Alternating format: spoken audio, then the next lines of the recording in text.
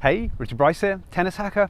In this video, I want to explain what the #1 mistake is that I see from tennis players over 50 on their forehand. Whenever players send me videos for analysis, the vast majority of the time, this is a problem that's going on, and it causes a lot of the other technical difficulties and things that players struggle to overcome. So I'm going to explain what the mistake is and then talk about strategies and how you fix it. So hopefully you find the video helpful. If you do, it'd be awesome if you give me a thumbs up. And if you haven't subscribed to my channel before, it's always appreciated if you could do that as well. So the mistake that I'm talking about is getting too close to the ball, setting up too close to the ball. So because of that, players aren't able to swing efficiently and use more optimal biomechanics. When you're trying to hit your forehand, you have to be a lot further away from the ball than most people think. And the reason why players struggle with this is because normally we're doing everything with our hands, everything is within arm's reach. And then when you play tennis, now you're holding a racket, so you actually have to be much further away than you think and much further away from pretty much everything else you do on a regular basis.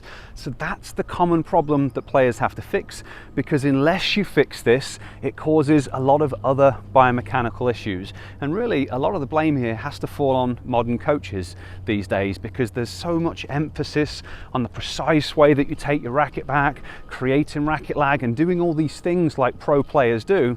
But it really comes down to fundamentals. You have to fix the fundamentals first, and the most important thing at the start is setting up in the right position, because if you don't get that, everything else falls apart. So what I want to do now is lay out the steps that you have to go through in order to set up further away from the ball and fix spacing. But before we get to that, I want to quickly let you know about a class that I've created to help you improve your tennis level. It's going to teach you how to analyze your strokes and work out where things are going wrong and what the underlying problems that you need to fix are, and how you need to structure your practice to go about fixing those problems. It's also going to show you how to use brain-based training to improve your eye to hand and your eye to foot coordination so that you can become more skillful. And the combination of high quality practice with increasing your skill is how you really change your tennis level. So if you're interested in watching that class, I'll place a link to it in the description.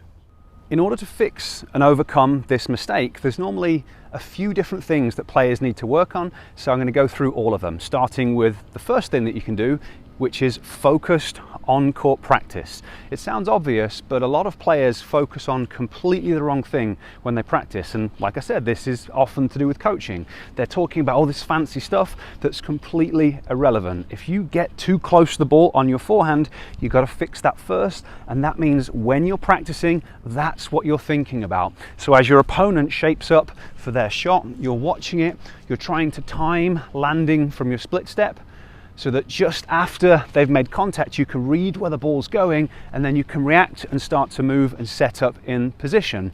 And as soon as you see the ball traveling, you're making a mental calculation of, okay, where is that ball going? Is it going short? Is it going deep? So is it high? Is it low? Is it fast? Is it slow? That's going to be part of the calculation for whether it's going short or deep. And then is it coming down the middle? Is it going to the right? Is it going to the left? So you can start to think about, okay, how far away from the ball do I need to set up in order to hit my shot? And then you'll hit your shot, and then you have to evaluate what happens. Were you too close, or were you at an appropriate distance? And then you have to try and make a correction on the next shot. And by doing this and thinking about it over and over again, you can start to train yourself to set up further away on your shots. So the first part is kind of the understanding and recognizing that you're doing it, and then it's a retraining process. And a quick word on that. When you're telling yourself what to do, when you're giving yourself instructions, you want to give yourself positive instructions. So if you get too close to the ball, what you don't want to do is go, oh, Richard, you suck, you're getting too close to the ball. Stop getting too close to the ball. Because the brain has to process that in order to make change. So you're actually saying close, close, close, telling your brain to get closer. So you don't want to do that. Instead, you want to give yourself positive instructions. I did get too close to the ball, so I go, okay, right, what I need to do on this next one is set up further away from the ball, is to have more space, more distance between me and the ball. And that's the process that you go through to kind of retrain it. So that's the first thing you need to do. Focused practice, coaching yourself in the right way, thinking about the spacing, not being distracted by other stuff that doesn't matter. The next thing that players need to work on is improving their footwork, because obviously you've recognized, or hopefully you've recognized, where the ball's going. You're thinking about setting up the right distance from the ball. Now you need to be preparing, so doing your unit turn, and then you need to be moving your feet so that you can set up the right distance from the ball. And depending where the ball is, you'll have to use slightly different footwork pattern. So I've got these two balls laid out as an example. You know, for the ball that's further away, potentially I might want to move like this, and that's going to leave me in a more ideal contact position. For the ball that's closer, obviously if I use that same footwork pattern, I'm going to be way too close to the ball. So instead, I might use a slightly different footwork pattern so that now I'm the appropriate distance from the ball. And if you haven't practiced and trained these specific footwork patterns, and you haven't turned them into habits, you can't just randomly choose them and do them within point play. You have to spend time working on the footwork patterns first, and you have to treat it like any other skill. You start at the start, you think about it, you focus on it, you get it wrong sometimes, you get it right sometimes, and you do it over and over again until the movements become more habitual and more natural. And then once they become more of a habit, then you'll just start to automatically be able to do it within your practice and matches, providing you're thinking about the flight of the ball and thinking about the spacing. So the footwork side of things is something that most players need to work on. There's a number of different patterns that you might need to use.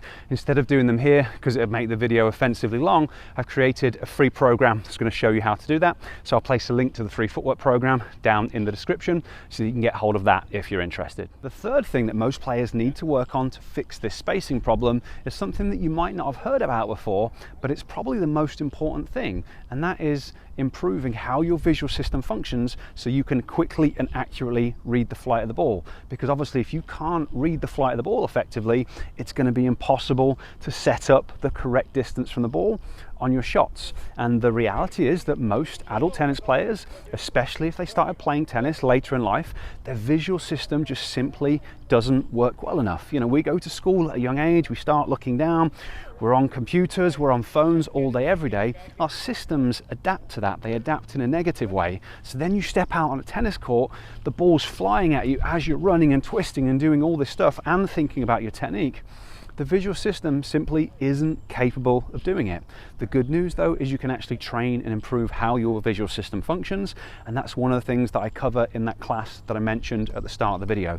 So if you'd like to learn how to train your visual system so that you can read the flight of the ball more effectively and set up better distances from the ball, that'll be in the class, and the link is down in the description. So it's basically going to show you how to structure a tennis vision training program. Okay, hopefully all of what I've explained today makes sense. It's not quite as sexy as some of the other videos that are out there that are talking about using Alcaraz's racket lag and all that stuff. And the reason I don't make videos like that is because it doesn't work. I speak to tennis players on a daily basis. They're really frustrated because they're not improving, and then when you dive into why they're not improving, it's normally because they're working on completely inappropriate things that their bodies simply aren't capable of doing.